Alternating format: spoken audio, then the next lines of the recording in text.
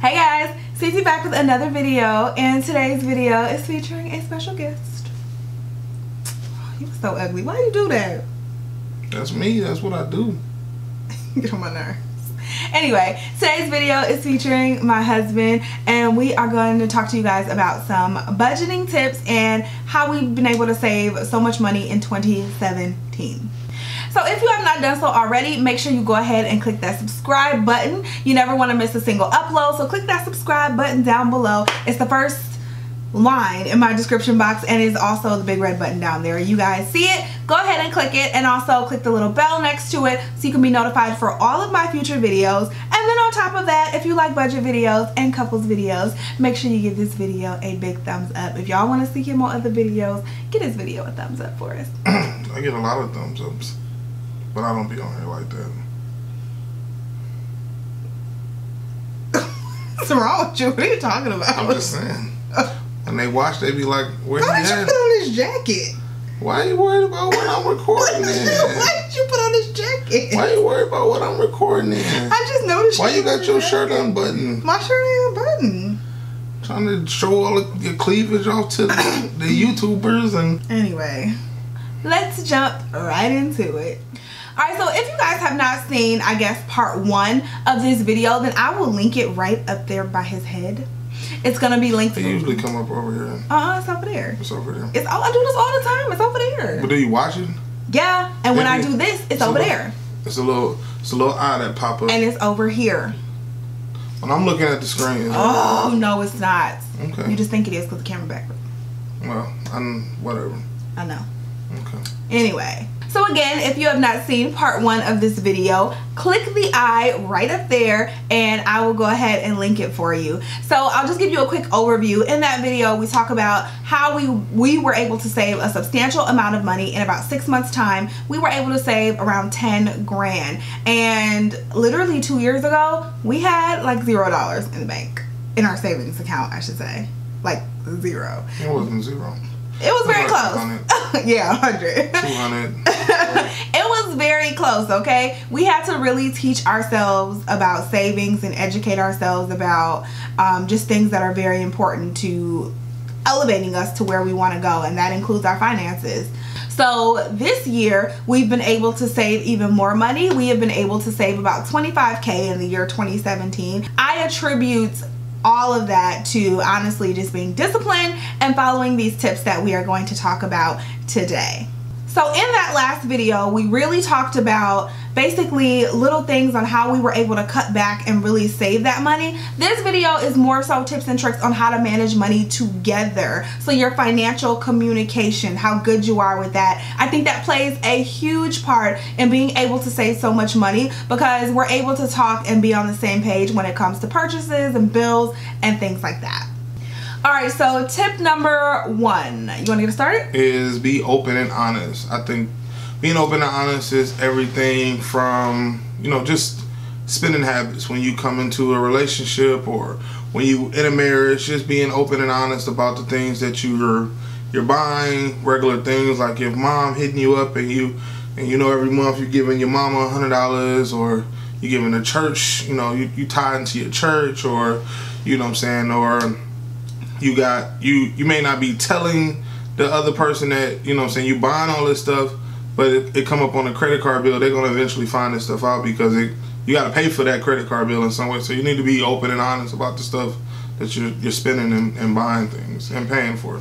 Totally agree. Just being open and honest about where you are currently in your financial situation with your partner is probably one of the best things you can do. Like, not letting your partner find out that you have $10 million in credit card debt the hard way, like that is probably like you want to tell somebody that up front just to let them know so you guys can come up with a plan and tackle it together. I mean, I think that's the biggest thing. Like he said, if you loan your mother $300 every month, that's something that I would like to know. What? That's not a loan, that's given. Well, whatever. If you give your mama $300 every month, that's something that I would like to know as your wife or your husband, if it's the woman doing it. So you definitely just want to make sure you're open and honest in your communication, and you're talking about all of this stuff so nothing pops up as a surprise. How much student loan debt do you have? How much credit card debt do you have? That is very, very important for someone to know. So again, you guys can come up with a plan together. So tip number 2 is to have common goals and visions. One thing I'm very big on is being clear on my wants and on my expectations. I expect certain things. Like a nice house. I expect I just expect certain things. I have certain wants. I have things that I want. In my mind, I need. And so I tell him this stuff. He's known this stuff up front, so it's not a surprise that this is the way I want to live. I want to live a certain way, and this is something that I told him up front, so he knew that, and that's not something he was willing to do. He was able to back out. I feel like wants and needs are a balanced thing too, as well as understanding wants and needs. I feel like there's a need for college funds. You need to let that person know, I need my kids to be set up with financial stability. Oh, of course. I need my kids to be set up with a college fund. I need for us to be financially stable. I need to retire with a couple $1 million. Like if my budget plan is to retire with $2 million when I retire. I don't want to have to be a Walmart greeter. Nothing wrong with Walmart greeters. I don't want to be a Walmart greeter when I'm retired. I want to be financially stable and comfortable when I retire, and that is something that needs to be established up front. So tip number 3 is to know your vices. I feel like when you're walking into this conversation, you should know your vices. If you have to have Starbucks every single morning, if you go to an expensive gym that you need to pay for every month, if you need to get your hair done every 2 weeks, your nails done, and like things like that, I feel like that's something that people need to know. And that goes along with your wants and expectations that you should be clear about. Hey, I expect to be able to get my hair done every 2 weeks. This is what I need from you. That's something that I feel like you have to talk about and you have to bring up in a relationship, because if you're not aware of what you're doing yourself, then I bet there's just so much money out there that you're just letting go, and your financial habits are just crazy because you don't know exactly what the hell you're spending your money on. For me, I have a makeup addiction. You know, say, just speaking of makeup, your makeup looks really pretty, babe. Oh, anyway, how sweet. It does. But anyway. But yeah, I have a makeup addiction. I do. Oh, wow, no, I don't think anybody knew that. Y'all know I got a problem, okay? But he knows that, and this is, you know what? This isn't something that I had when we met, though. It's something that kind of developed over time, and it is a full-blown addiction at this point. But it's not an addiction where I'm like putting us in a debt or anything, you know. It's something that I just love, and I buy. I splurge on makeup. I will look a hot ass mess. Clothes, don't have no clothes, don't have no shoes. I was about to say that. But I'll buy some makeup. I was about to say, I think it's a balancing thing. I feel like you can't, because everything, I feel like you can have, you can be like, I want this and I expect this, but what's your sacrifice? I guess that's kind of what my place I play in this video is. What's your sacrifice? Like, I love my video games, but I buy 4 of them every year, and I know that she knows that this is just the 4 games I'm pretty much getting every year. But my sacrifice is I don't really do a whole lot of other stuff, and she knows that, and I kind of feel like that's the same thing with like any kind of sacrifice. Like if you want to do the gym, then okay. Maybe you ain't buying, maybe you got 1 pair of gym shoes, or maybe you go to the gym and you don't really do eat out, right? You don't do anything, you don't eat out, or maybe you do Starbucks, but you take a lunch to work. Like maybe you go to Starbucks and you get that $5 hot caramel macchiato or $7 every day, but you take a lunch to work every day and you cook dinner at night. Something is downsized in order to get to that expense that you feel like you must have every day. There has to be a sacrifice within the want for me. Tip number 4 is come up with a money management plan together. So you guys need to be on the same page. Somebody should be paying the bills, but there should be like a House of Representatives and Senate type of thing. There needs to be a balance. There should be no one person who says or oversees the books. So for me, the whole mantra behind this tip is just to make sure that you're doing it together. You're doing whatever works for you and your financial situation and your partner. Like, you just want to make sure that you guys are coming up with something that both of you are comfortable with, because if one of you doesn't like whatever's going on, then it's definitely going to be tough to, like, it's going to be tough for me to co-sign something that I don't believe in, you know what I mean? So you want to make sure that if he's paying the bills, then you're okay with that. Maybe you don't want to look at it. In my opinion, maybe the other person doesn't want to look at it. So maybe I'm like, I totally trust you. You gonna make sure our water don't get cut off. But I'm just saying, if I'm like, I totally trust you, you gonna make sure that water don't get cut off, and I can still wake up and turn the lights on. I'm gonna make sure you gonna make sure we pay the bills. I trust you. I'm good with that. And if that works for us and we're both comfortable with that, then that works. That doesn't work for us, but if that works for you, I'm not. Like, I mean, if that works for you and that's how you guys manage your money and it's working, then definitely don't change it because of what we say. What works for us is we're both very involved in our financial situation. We tried to have like weekly Sunday meetings where we talked about our finances, and it just really, we kind of fell off with the weekly meeting. Overkill. It was. I feel like it was and overkill. We kind of fell off with it, but we talk about the money all the time. If we're making a big purchase, we tell each other. Like, I'm like, hey, look, Sephora's having that VIB Rouge sale, and I'm probably gonna spend like $300. I'm just letting you know. And that works for us because at least I give him a heads up, so he doesn't go and try to spend, you know, if I'm spending whatever I'm spending on something, he doesn't go and try to spend a bunch of money on something too, and we let each other know, so we're both not just spending all this money and we're like, whoa, you didn't tell me you were spending $1,000, you didn't tell me you were, you know, that you just want to make sure that that is not happening. I keep cutting you off. Yeah, I just feel like it's a running tab, and I don't, this is a disclaimer, like she said, whatever works for you, but I feel like the best management is kind of like the way that they do it in DC is no one person has dominant power over the money. And obviously I know a lot of couples don't put their money together, but we put our money together, and all our money. Not one person has a dominant say so over what one person's money may go to. She spends a lot of it, but I have a lot of say so over and I know what's coming out. So just so you guys have some background, I pay our bills. I pay all of our bills, and I kind of keep the budget and just keep kind of the running tab on the numbers. And how I do it is I do that lately. I've been really busy, so I've been doing it bi-weekly, and we both get paid bi-weekly, but I try to do it weekly.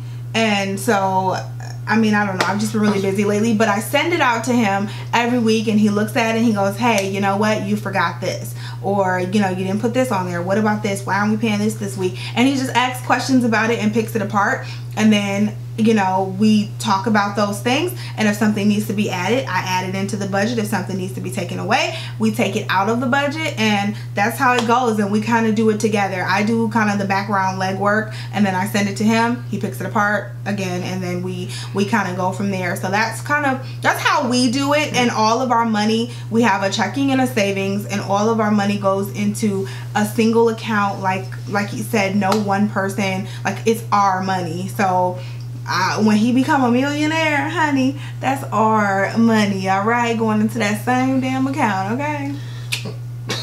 Our plan isn't foolproof, but it's still it's solid, right? All right, and our last and final tip is that everyone should have equal access and control over the money. So, I mean, we kind of touched on this in the last point, but no one person should have the access to the money and the control over the money. Both parties need to have a say-so in what's being spent and how it's being spent, and both parties also need to have equal access to the money. So I should be able to go to the bank whenever I want and pull out money. Same with you. That is our money for us. In my mind, we should both have, again, equal control and access of the money. There should be nothing for the other person to hold over your head, in my opinion. I agree. I feel like we are the, I want to say the new American norm. I don't know, Cause when I met her, she was a college student. She wasn't working. I was working. I had a full-time job. So I was making good income. Then when we started getting a little heavier into our relationship, a few years, she was making more money than me and whatever. But then when we was actually going into getting married, she was still making more money. When we was heading to her being married, she was still making more money than me. That's actually when we decided to lump our money all together. She was making more money than me. Over the past couple of years, I kind of became the breadwinner again, and our money is still, there's no, oh, that's my money, that's your money, that's your money, that's my money. It's like, I spent this coming out the account, this coming out the account. There's no one person that has, that's my money, that's my money. It's, okay, well, this is what I'm buying, this is what I'm buying. There's no one person that has a say-so over. We both have equal say-so on what's being spent and what's coming out of the account. One of my intentions in putting our money together when we made that decision was we're supposed to be a team. I don't know if, okay, necessarily, obviously we've been married for 5 years now, a little over 5 years. So at that age, I feel like we started together and we are building this thing together. And what? Because I'm just thinking about, like, that just made me think back. We weren't always here when we first started. When we first lived together and tried this money thing, we argued about who was supposed to buy salt and pepper. That just made me think about it. Oh yeah, there's gonna be a little strife because I mean you're used to having your money separate. So yes, there's gonna be a little tug of war, a little back and forth. But I feel like the reason decision to put the money together is I never want you to feel, say I was making a substantial amount of money, more money than you. Say tomorrow, I don't know, I just start making a substantial amount of money, more money than you. I never want you to feel that I'm like holding that over your head or whatever. Whatever comes into that account, that is ours, and we're building this thing together. I feel like I met him when I was 21, and so I feel like everything I have, I've built with you. Yeah. And I feel the same about you. Everything that you have, I feel like you've built with me. And so, like, now if I met somebody right now, would I necessarily make that same decision? I don't know. Yeah. I don't know if I would. But where we were when we decided to make the decision, I feel like it was the right decision, and I feel like it's still the right decision. Alright, so those are all of the tips that we have for you guys. I hope this was helpful for you. Any couples out there, anybody looking to get into a relationship, I don't know. I just hope this was helpful for you as far as budgeting. I know you guys have been asking for another budgeting video, and this is what I got for you. We've been able to save a lot of money. Oh, a lot of money for us. Maybe that's not a lot for some of y'all, but that's a lot of money for us, and we've been able to save it using these tips. We've been able to do it together, and I think that's the big thing. The big takeaway from this video is just together. I feel like the biggest takeaway you should take from this is the number one thing I keep reiterating is there's no one plan that you can say like is this plan works. Like I said, we had a plan, we tweaked that plan. Before we started even saving, we had 4 or 5 plans we thought about saving before we actually started saving. And then when we started saving, we started trying to figure out how do we go about this money, or how we go about, and then we still trying to figure out, and we're still working on stuff like college funds and stuff. Like there's no set plan like, all right, you do this plan and this is how you get to this money. No, you need to sit down with your significant other and figure out the plan that works best for you. But regardless, is come up with a plan and execute that plan. That's the big thing. That's the big thing. Do it. Yeah. But yeah, guys, that is the end of this video. I hope you guys enjoyed this and it was helpful for you. If you want more couples videos like this, then leave me some topics down below in the comment section, and we will be happy to do them for you. Again, don't forget to subscribe to my channel and also like, thumbs up this video. Also follow me on social media, my Instagram, my Snapchat, and also my Facebook fan page. I'm super active on those sites, so if you guys want to follow me, go ahead and do so. I was waiting on it. Marquise, MARQUIS 727 on the gram. That's where I be at. I don't really do other social media sites. I'm getting old. Just pretty much the gram is where I'm at. So make sure you follow us on social media, and I will also put those links down below. Mine are always down there, and his will be down there as well. I love you guys so much. Thank you so much for watching and supporting my channel, and I will talk to you in the next video. Bye guys.